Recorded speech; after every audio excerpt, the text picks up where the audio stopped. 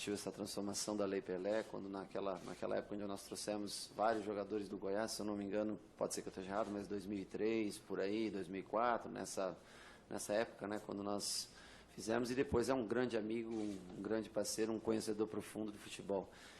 Seria incoerente da minha parte propor uma volta do Milton no momento que no mesmo mandato do presidente foi decidido pela sua saída. Então não houve nem o veto do presidente em nenhum momento, apenas uma coerência que não seria uma coisa interessante, apesar de saber da capacidade, da qualidade toda que o Milton tem, mas eu também trouxe dois profissionais que eu acredito muito e tenho muita confiança neles. Rogério, aqui, tudo bem? O fato de você ser um grande ídolo e para muita gente o maior ídolo da história do São Paulo, agora que você já vestiu essa roupa de treinador, né? Uhum. Você sai na rua, você é o treinador, as pessoas já conversam com você. Eu pouco saio na rua, para ser sincero com você, eu tenho ficado muito tempo aqui dentro. Mas imagino que, assim, em algum espaço público, alguém já conversou com você, você é treinador. Sim. Até que ponto vai ser positivo, né? Será positiva a paciência do torcedor são paulino com o seu início de trabalho, né? Você tem grandes expectativas, com os primeiros resultados ali. Até que ponto a torcida vai te ajudar com a paciência / idolatria?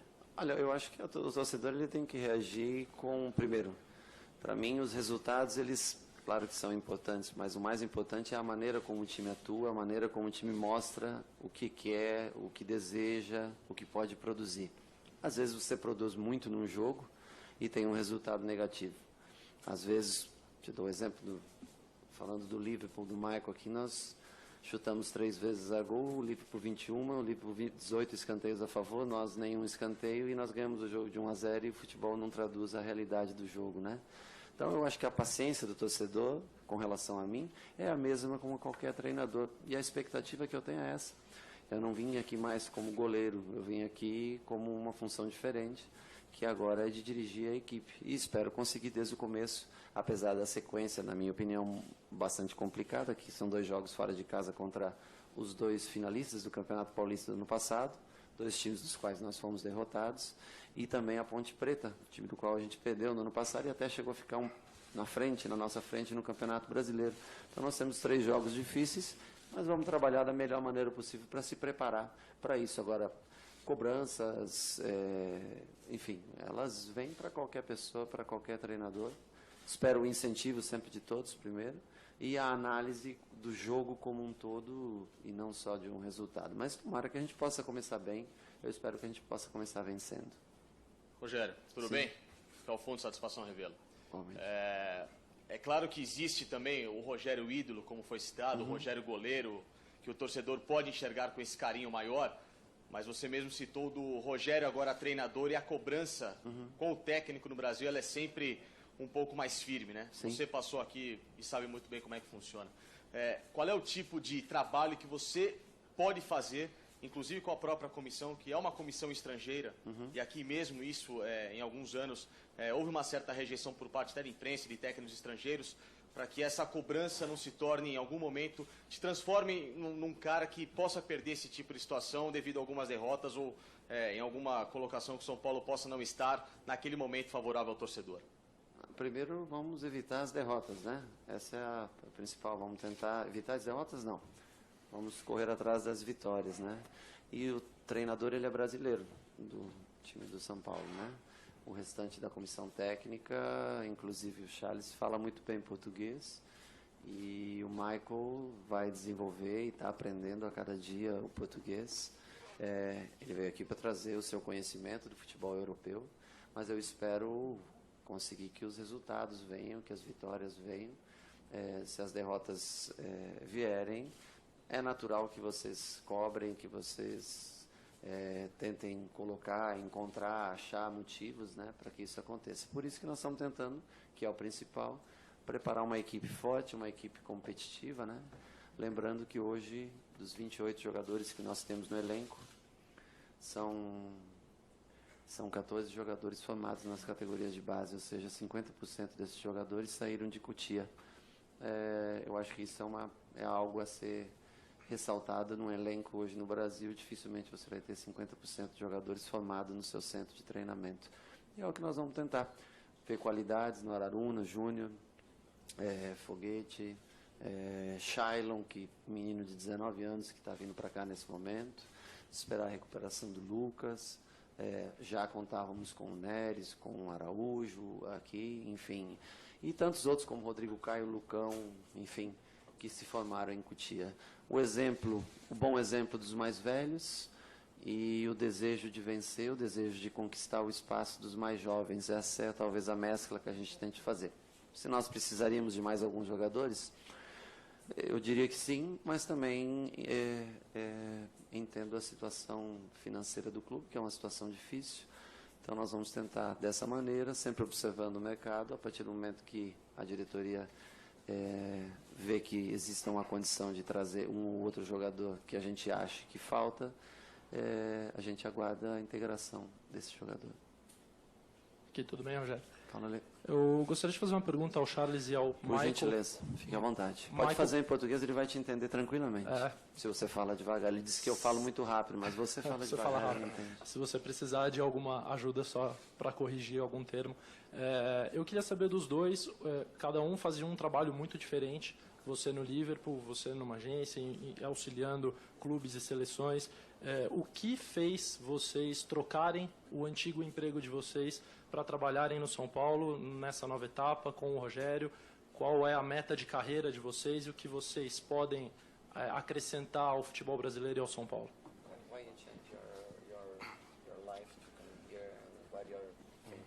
Paciência. Eu falo pouco de português. Também eu falo pouco inglês. Muito problemas. Não, muito feliz aqui. Muito oportunidade. Muito momento por treinadores Inglaterra. Eu acho. E grande clube. Mais respeito por Rogério. Eu aprendo todo dia. Eu estudo português por um mês. Todo dia aprendo mais.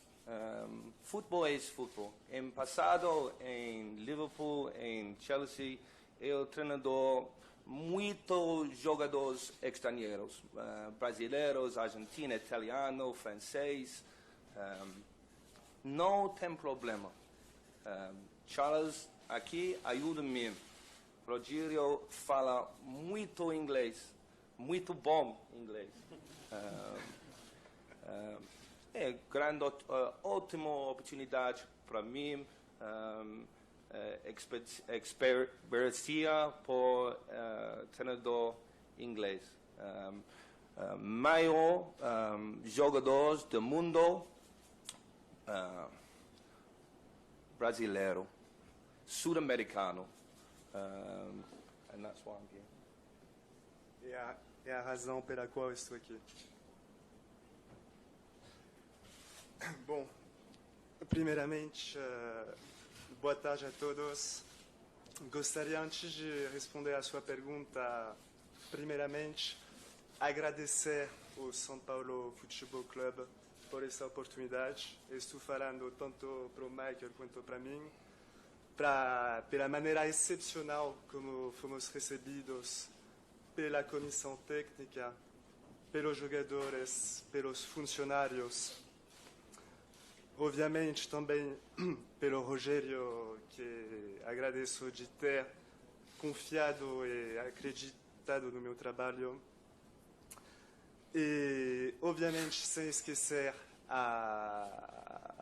o presidente e a diretoria, que tiveram a abertura de mente de recrutar, como vocês já nos chamaram, essa dupla de gringos, que, pelo que eu vejo, que não é uma coisa muito tão comum assim no Brasil.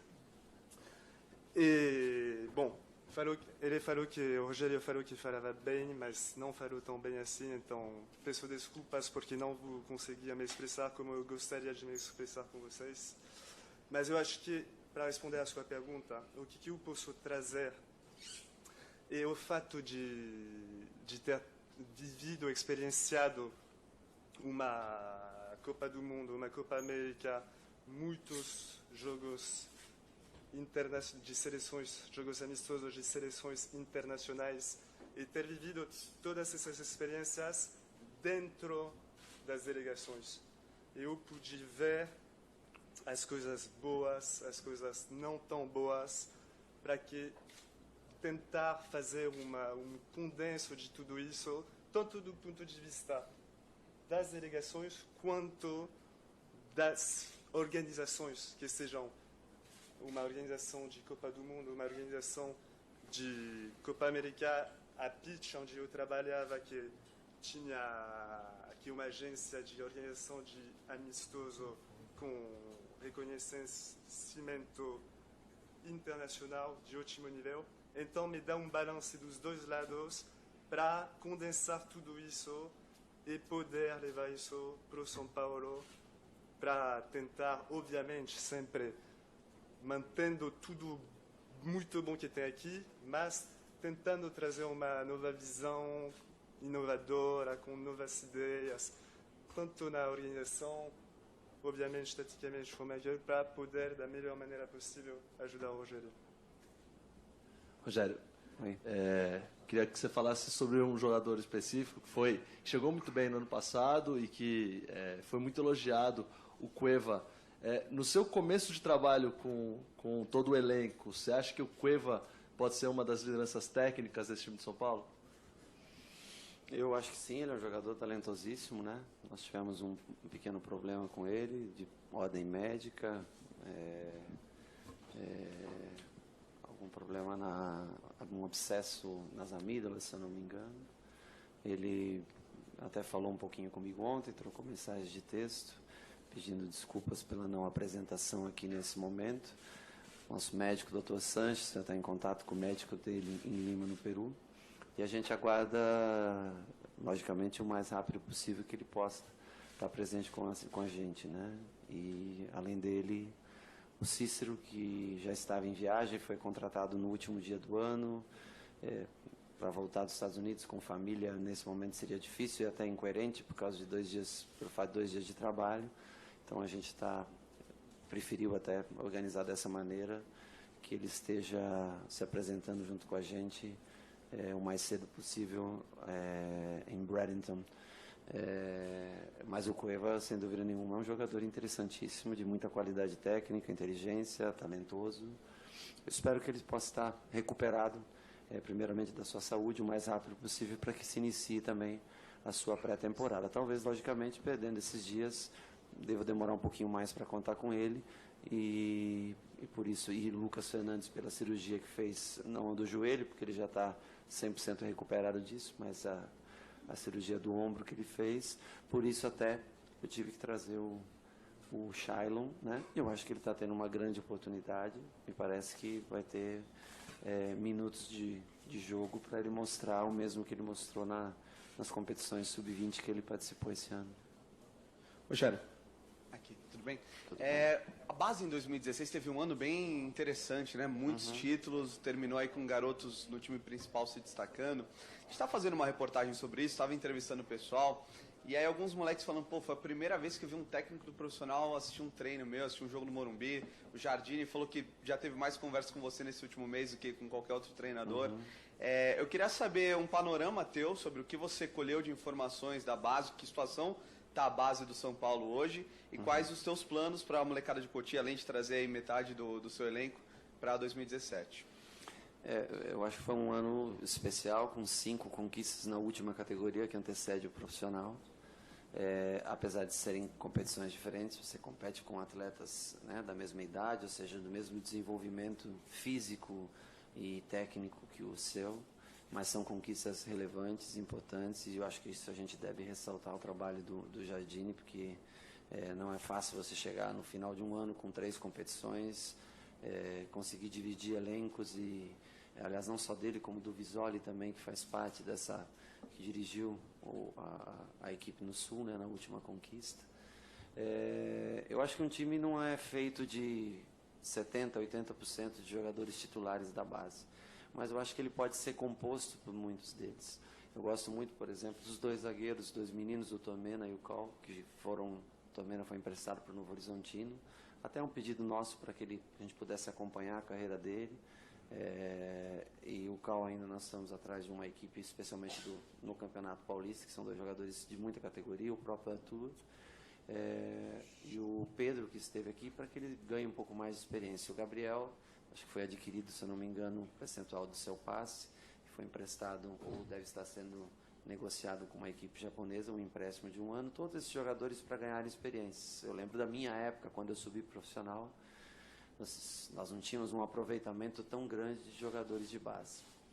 Isso pode ser visto de duas maneiras. Você tem a falta de experiência, mas eu gosto desse desafio de trabalhar com esse perfil de jogadores de 19, 20, 21 anos, 22 anos, mesclado com a experiência de alguns e até a experiência de alguns jovens jogadores, como é o caso do Rodrigo Caio, por exemplo, que é um jogador formado em Cotia, mas um jogador que já ganhou uma Olimpíada, enfim. Aí você encaixa Maicon, Lugano, enfim. Eu preciso aqui de bons exemplos dos mais velhos e de dedicação dos mais jovens. Eu não tenho um elenco, logicamente, como, por exemplo, o Palmeiras tem, de jogadores já mais consagrados, de nome, mas nós, através dessa possibilidade de que a gente dá aos jovens, espera compensar essa ausência de experiência, a gente espera compensar na competitividade e que eles acelerem cada vez mais o ritmo dos mais velhos e os mais velhos que passem o conhecimento para os mais jovens. Repito, ainda seria necessário 2 ou 3 peças para ter um time ideal e nós vamos aos poucos, nós vamos procurar essas peças para que a gente possa ter um time forte, né? Porque sempre você tem um percentual de jogadores com lesão, com suspenso por cartões, mas a princípio nós queremos trabalhar aqui com os jogadores que estão inscritos dentro do Campeonato Paulista, observar durante algum tempo. Essa pré-temporada vai ser um tempo bom para se observar, são 16 dias juntos, o que cada um pode oferecer, descobrir a posição exata de cada um, onde a gente pode encaixar, como o Menon perguntou, de jogadores que possam fazer mais que uma função dentro do elenco, para que na ausência de um ou outro a gente possa ter peças que possam substituir esses jogadores. Rogério, tudo bem? Aqui? Tudo bem. São Paulo, Palmeiras e Corinthians optaram por jovens treinadores para essa temporada, nomes novos. É uma coincidência ou é uma tendência? Eu acho que o Palmeiras tem um treinador bem mais experiente, um treinador que já trabalha ou atua há algum tempo, né? Já atuou no Fluminense, veio de Ponte Preta e de outros trabalhos, no Sport, enfim, já é um treinador que não pode nem ser considerado um jovem treinador.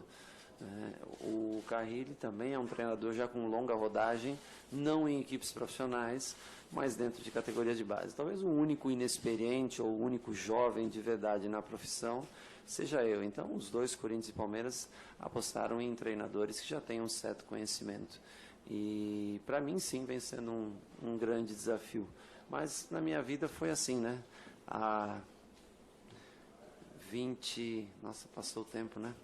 97, há 13, 19 anos, quase 20 anos, há 20 anos praticamente, eu saí do gol para bater a primeira falta, onde ninguém imaginava que isso aconteceria, né? Então, é uma nova aventura, né?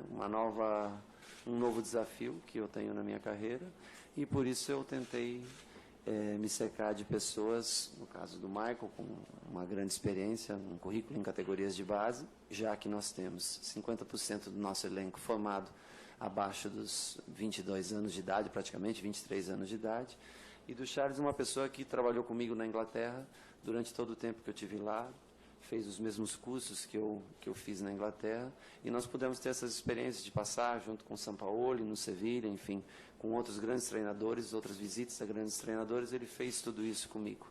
E se demonstrou uma pessoa de muita confiança, de muito conhecimento futebolístico e de muito conhecimento de logística. Então, por isso o São Paulo já tem uma comissão fixa praticamente, né? Nós mantivemos, só acrescentamos com a saída do Ricardo, que é um cara fora de série, fantástico, um dos grandes parceiros, um dos grandes treinadores que eu tive no São Paulo.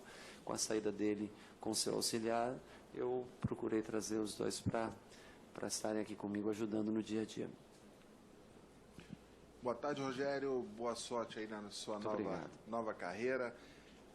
Quando que você planeja que o São Paulo tenha a tua cara, tenha o teu jeito de jogar, daqui um mês, daqui a 2 meses? E analisando o calendário, qual que é a tua prioridade?